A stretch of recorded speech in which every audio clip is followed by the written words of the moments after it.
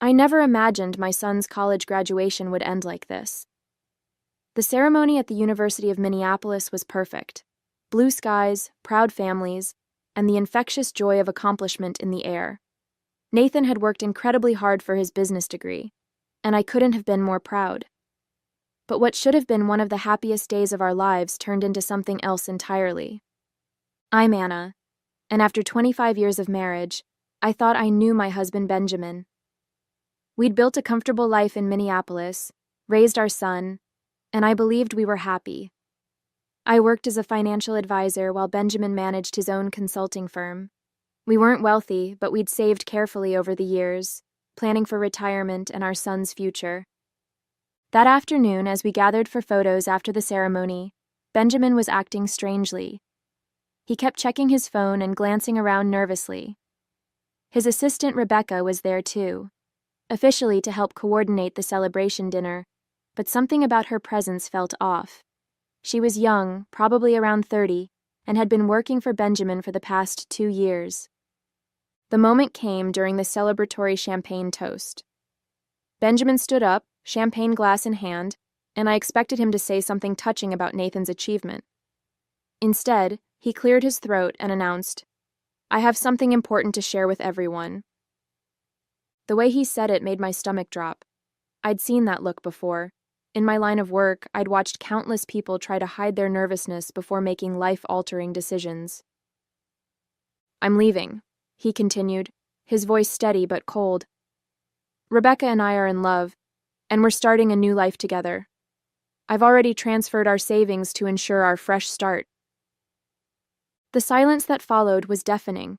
Nathan's face went pale, and our guests shifted uncomfortably in their seats. Rebecca stood there with a triumphant smile, her hand resting possessively on Benjamin's arm. But instead of the shock and devastation Benjamin clearly expected, I felt strangely calm. Maybe because I'd seen this coming months ago. Maybe because I'd already prepared for exactly this moment. I reached for my purse, feeling the weight of the envelope inside. 3 months earlier, I'd noticed the first red flag when reviewing our joint accounts, a series of unusual transfers and expensive hotel charges. As a financial advisor, I'm trained to spot irregularities, and these weren't just random splurges. They followed a pattern. The charges always appeared on days when Benjamin claimed to be working late. Minneapolis isn't that big of a city, and the same hotel name kept showing up. The Marquette, downtown, just 2 blocks from his office. Always on Wednesday nights. Always the same suite. I didn't confront him immediately. Instead, I started digging deeper. Working with numbers for 20 years had taught me patience and precision. I tracked every transaction, every receipt, every suspicious movement in our accounts. The evidence mounted steadily.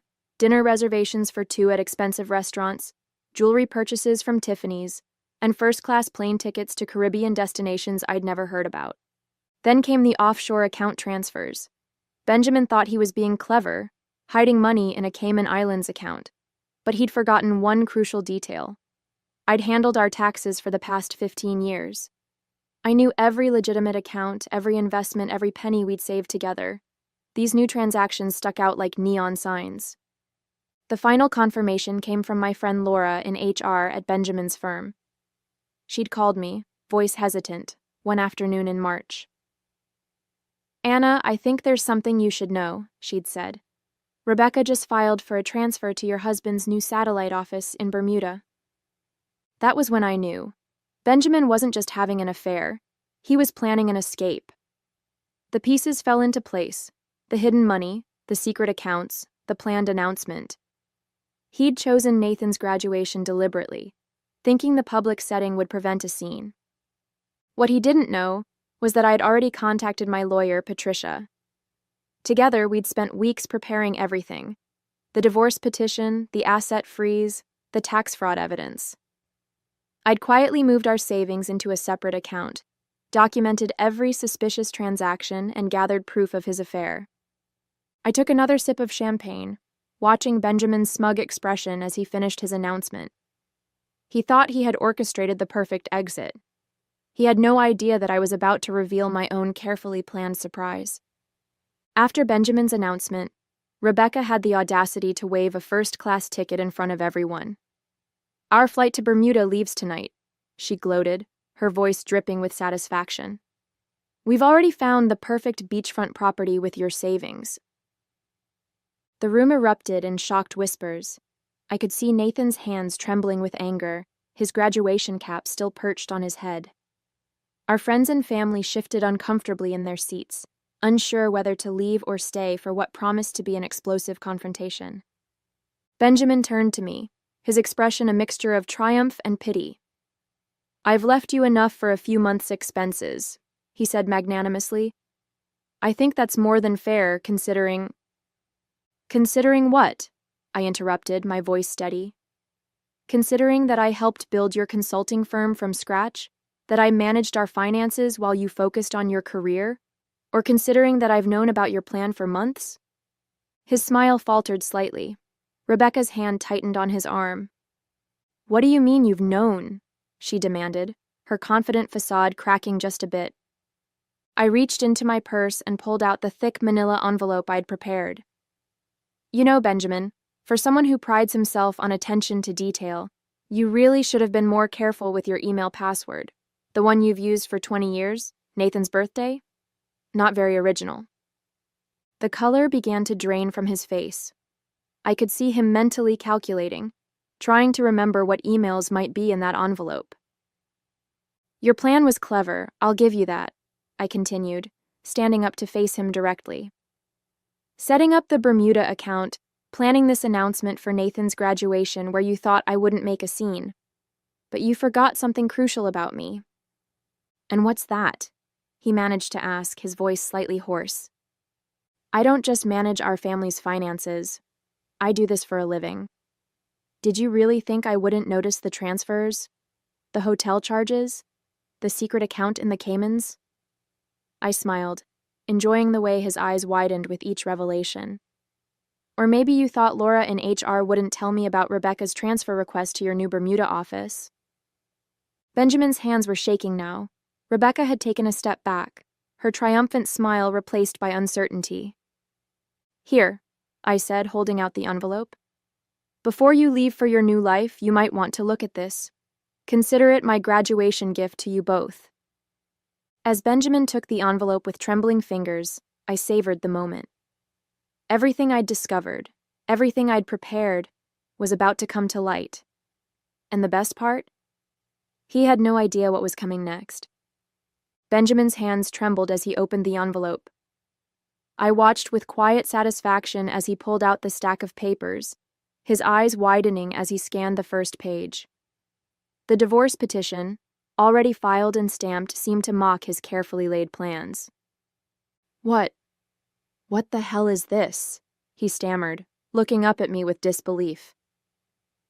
I took another sip of champagne, savoring its crisp taste. "Oh, just some light reading before your romantic getaway," I replied sweetly. "You might want to pay special attention to page 3. Rebecca peered over his shoulder, her perfectly manicured nails digging into his arm as she read. The bank statements showed our joint account's current balance, 0. Every penny had been legally transferred weeks ago to an account solely in my name. "You can't do this," Benjamin sputtered, his face reddening. "That's our money." "Our money?" I interrupted, raising an eyebrow. "You mean the money you were planning to steal? The money you've been slowly siphoning into offshore accounts?" I gestured to the next set of documents. "Speaking of which, the IRS is very interested in your creative accounting methods." The color drained from his face as he flipped through the papers. Hotel receipts, restaurant bills, email printouts detailing his affair with Rebecca, including their plans for this very announcement. Each page was another nail in the coffin of his escape plan. Nathan stood beside me now, his graduation gown rustling as he moved closer. "Dad," he said, his voice thick with emotion, "you were really going to do this? Today of all days?" Benjamin couldn't meet our son's eyes. Instead, he frantically shuffled through the remaining papers until he reached the court order freezing his assets. His hands shook so badly he nearly dropped it. "Everything's frozen," I explained calmly. Your personal accounts, your business accounts, even that lovely little nest egg you thought you'd hidden in the Caymans. My lawyer's quite thorough." Rebecca's triumphant smile had completely vanished. "Babe, what's happening?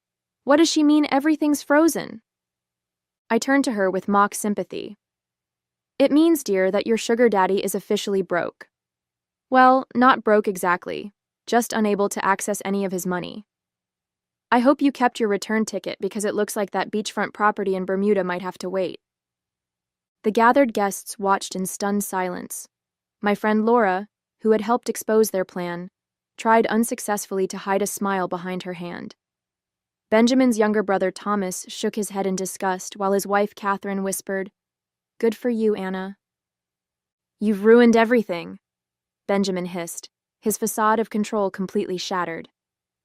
I stepped closer, lowering my voice so only he could hear.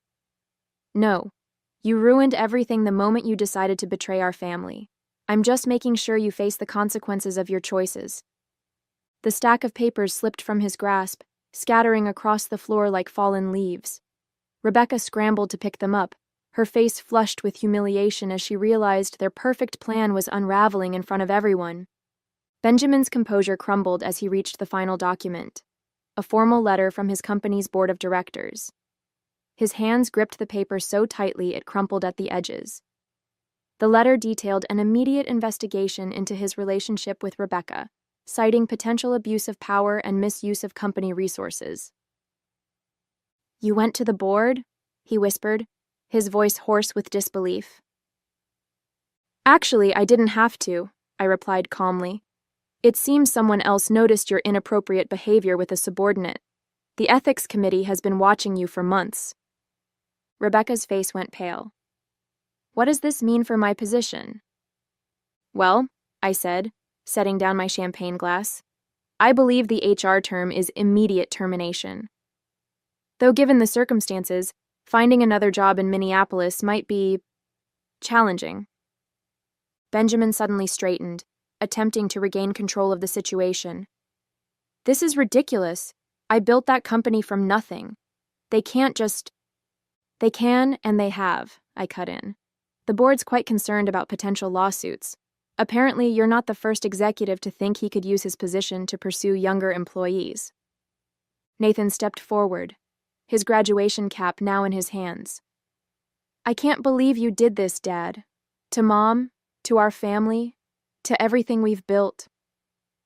"Son, you don't understand," Benjamin pleaded, reaching for Nathan's arm. "Sometimes marriages just don't." Nathan jerked away from his touch. "Don't try to justify this. You were going to steal Mom's savings and run away with your assistant on my graduation day. I understand perfectly." Rebecca, now gathering her composure, attempted to salvage what she could. "Benjamin, they can't prove anything about us. We can fight this." I laughed, the sound sharp and clear in the tense atmosphere. "The email thread where you both planned this entire scheme, including today's announcement, the hotel receipts, the witness statements from your co-workers? I think they can prove quite a bit." Several of our guests had quietly slipped away, but many remained, watching the scene unfold with a mixture of shock and fascination. Benjamin's brother Thomas approached, placing a supportive hand on Nathan's shoulder. "How long?" Thomas asked, his voice heavy with disappointment. "How long have you been planning to abandon your family?" Benjamin's silence was damning. Rebecca answered instead, her voice shrill with defensive anger. "We've been in love for 18 months. We shouldn't have to hide it." 18 months? I mused, tapping my chin thoughtfully. "Interesting. That's exactly how long I've been documenting everything. Every transaction, every meeting, every little lie. I had a feeling it might come in handy someday." The weight of realization crashed over Benjamin's face. While he'd been meticulously planning his escape, I'd been 2 steps ahead, quietly building an ironclad case against him. His perfect plan, his dreams of a new life with his young assistant, his carefully hidden money, all of it was slipping through his fingers like sand. Benjamin made one last desperate attempt to salvage his crumbling world. "Anna," Be reasonable, he said, lowering his voice to the persuasive tone he'd used so often in business negotiations. We can work something out, split everything 50-50, keep this civil. 50-50? I echoed, genuine amusement in my voice. Of what exactly? The money you tried to hide? The company that's about to terminate you? Or perhaps you mean the house that's solely in my name? His head snapped up. What do you mean solely in your name?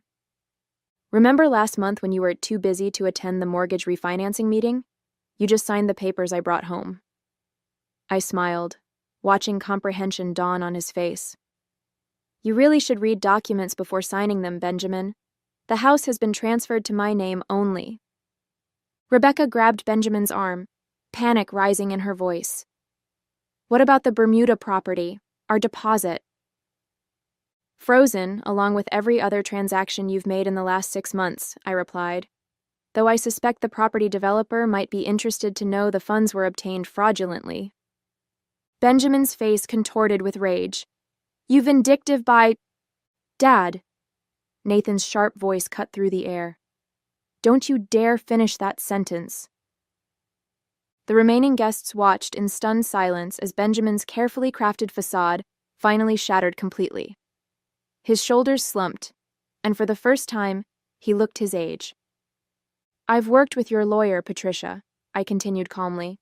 She's prepared a fairly generous settlement offer considering the circumstances. You can sign it now, or we can let the judge decide after reviewing all this evidence. Your choice. Rebecca stepped away from Benjamin, her young face etched with dawning horror. You promised me security, she whispered to him. You said we'd have everything we needed. Oh, honey, I said, almost feeling sorry for her. He promised me security too 25 years ago. Look how well that turned out. Thomas approached his brother, disgust evident on his face. The family lake house you've been maintaining for Mom and Dad.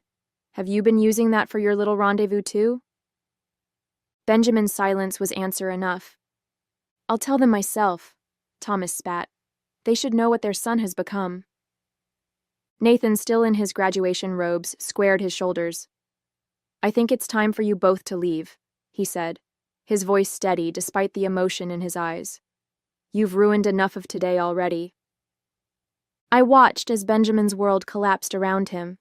His son's graduation, which he'd chosen as the stage for his grand exit, had instead become the scene of his ultimate humiliation. The whispers and stares of our guests, the disgust on his brother's face, the rejection in his son's eyes. It was all crashing down on him at once. The settlement papers will be at Patricia's office on Monday, I said, gathering my purse. Don't bother trying to access any accounts before then. And Benjamin? I paused, meeting his defeated gaze. I suggest flying coach to Bermuda. First class might be a bit out of your price range now. As Benjamin and Rebecca slunk away from the graduation celebration, I turned to our remaining guest with a bright smile. Well, now that the unexpected entertainment is over, shall we properly celebrate Nathan's achievement? Laura rushed forward to hug me. Anna, that was absolutely brilliant, she whispered. I've never seen Benjamin speechless before. Nathan wrapped an arm around my shoulders. Mom, I can't believe you've been planning this for months without letting on. How did you stay so calm? Years of handling other people's finances taught me patience, I replied, squeezing his hand.